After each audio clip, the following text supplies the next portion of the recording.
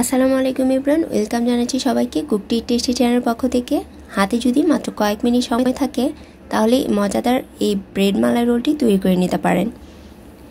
যে কোনো বিশেষ দিনে বা ঈদ আয়োজনে এই ব্রেড মালাই রোলটি তৈরি করে নিতে পারেন। বানানো যেমন সোজা, খেতেও ভীষণ মজা। তো চলুন শুরু করা যাক মূল রেসিপিতে। প্রথমে আমি এর ভিতরের পুরটা তৈরি করে নেব। সেজন্য আমি হাফ লিটার দুধ নিয়েছি, চিনি নিয়েছি 2 টেবিল চামচ, আর কর্নফ্লাওয়ার নিয়েছি 2 টেবিল চামচ। চিনিটা আপনারা কম বেশি করে নিতে পারেন, তবে পুর বা ফিলিংয়ের ক্ষেত্রে দুধ জ্বালিয়ে ঘন করা হয়, সেটা এমনিতেই মিষ্টি হয়ে যায়। তারপর দিয়ে দিলাম half cup milk powder. Milk পাউডারটা দিলে দুধটা বেশি তাড়াতাড়ি ঘন হয়ে যায় এবং খেতেও খুব ভালো লাগে পুরটা। তারপর আমি ভালোভাবে নেড়েচেড়ে মিশিয়ে নিলাম যাতে কোনো লাম্পস না থাকে। খুব ভালোভাবে মেশানো হয়ে গেলে পাত্রটা চুলায় বসিয়ে দিব। চুলার আঁচটা মিডিয়াম হাই হিটে রেখে অনবরত জাল করে নেব, কারণ এটা কর্নফ্লাওয়ার দিয়েছি। কর্নফ্লাওয়ার দিলে দুধটা এমনিতেই তাড়াতাড়ি ঘন হয়ে যায়। যাতে পাত্রের নিচে না লেগে যায় বা পোড়া না লাগে, সেজন্য আমি অনবরত নেড়ে চেড়ে দুধটাকে ঘন করে নেব। দুধটাকে ঘন করতে 5 মিনিটের বেশি সময় লাগবে না, 5 মিনিটের মধ্যেই দুধটা ঘন হয়ে যাবে। ঠিক এই পর্যায়ে আমি পুরটা নামিয়ে নেব, কারণ এটা ঠান্ডা হলে আর একটু টাইট হয়ে যাবে। তো এখন ব্রেড মালাই রোল বানানোর জন্য আমি এখানে পাউরুটি নিয়েছি। যত পিস মালাই রোল বানাবো ততটা ব্রেড নিয়েছি, আর এই ব্রেডের শক্ত সাইডগুলো আমি কেটে বাদ দিয়ে দিব।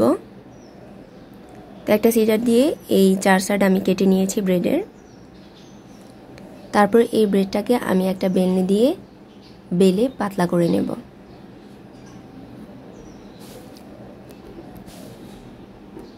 তো সবগুলো ব্রেড আমি এভাবে পাতলা করে নিয়েছি। তারপর পুরটা দিয়ে দিব, যে যতটুকু ইচ্ছা পুরটা দিয়ে দিতে পারেন। এরকম লম্বা করে পুরটা দিয়ে দিব প্রথমে, তারপর ঘুরিয়ে ঘুরিয়ে এরকম রোল করে নেব। বাস এভাবে আমি প্রত্যেকটা ব্রেড মালাই রোল তৈরি করে নেব। আমি আরেকটা দেখিয়ে দিচ্ছি। প্রথমে একটা ব্রেড নিয়ে আমি বেলনি দিয়ে একটু পাতলা করে নেব। ব্রেড পাতলা হয়ে গেলে লম্বাটে করে পুরটা দিয়ে দিব, তারপর এরকম ঘুরিয়ে ঘুরিয়ে মালাই রোলটা করে নেব। তো এইভাবে সবগুলো মালাই রেডি করে নিচ্ছি। তারপর এখানে আমি ডেসিকেটেড কোকোনাট নিয়েছি, শুকনো নারকেলের গুঁড়া। এটা দিলে খেতে খুব ভালো লাগে, এটা অপশনাল, দিলেও দিতে পারেন আবার স্কিপও করতে পারেন।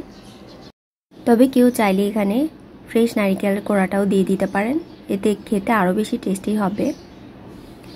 তো এইভাবে সমানভাবে ছড়িয়ে দিলাম আমি নারকেলের গুঁড়াটা, যাতে প্রত্যেকটা ব্রেড মালাইয়ের উপর নারকেলের গুঁড়াটা সমানভাবে পড়ে। তারপর এখন আমি মালাইটা তৈরি করে নেব। তার জন্য এটি পাত্রে আমি হাফ লিটার দুধ দিয়ে নিয়েছি। এই দুধটা আমি আগে থেকে ঘন করে রেখেছিলাম। তারপর এখানে 2 টেবিল চামচ চিনি আর দিয়ে দিচ্ছি 3 টেবিল চামচ গুঁড়া দুধ। আপনারা যদি দুধটা আগে থেকে ঘন না করেন তাহলে গুঁড়া দুধ বেশি করে দিয়ে দিবেন, তাহলে দুধটা খুব তাড়াতাড়ি ঘন হয়ে যাবে, সময় বেশিক্ষণ লাগবে না। মিনিমাম 5 মিনিটের মতো জাল দিলে এই মালাইটা রেডি হয়ে যাবে। তো এইভাবে আমি 5 মিনিটের মতো নেড়ে দুধটা আরেকটু ঘন করে নিলাম। মালাইটা চুলা থেকে নামিয়ে হালকা ঠান্ডা করে নেব। তারপর এই রোলগুলোর উপর সবটুকু মালাই আমি দিয়ে দিচ্ছি। খেয়াল রাখতে হবে যে মালাইটা অতিরিক্ত গরম দেওয়া যাবে না, আবার খুব বেশি ঠান্ডাও দেওয়া যাবে না। কুসুম গরম অবস্থার চেয়ে একটু বেশি গরম থাকাকালীন অবস্থায় এই মালাইটা এই রোলগুলোর উপর দিয়ে দিতে হবে। আমি সবটুকু মালাই এই ব্রেডের উপর দিয়ে দিলাম, কারণ কিছুক্ষণ পর দেখা যাবে অনেকটা মালাই সোক করে নিয়েছে এই ব্রেডগুলো। তারপর উপর থেকে এরকম বাদাম দিয়ে সাজিয়ে নিচ্ছি, এতে দেখতে ভালো লাগবে, খেতেও অবশ্যই ভালো লাগবে। বা আপনারা এভাবে যে কোনো আয়োজনে, বিশেষ দিনে বা ঈদেও এই ডেজার্টটি তৈরি করে নিতে পারেন। ঈদের আগের দিন আপনারা করে রেখে দিতে পারেন, তারপর সকালবেলায় ঠান্ডা ঠান্ডা সার্ভ করে নিতে পারেন। আর ডেজার্ট আইটেম ঠান্ডা ঠান্ডা পরিবেশন করলে খেতে খুব ভালো লাগে। আমি একটা কেটে দেখিয়ে দিচ্ছি, দেখে নিশ্চয়ই বুঝতে পারছেন কতটা সফট হয়েছে। তো আশা করছি আমার আজকের রেসিপি আপনাদের ভালো লেগেছে। ভালো লাগলে please like, comment, share, subscribe করে দিবেন। আজ এই পর্যন্তই, আল্লাহ হাফেজ।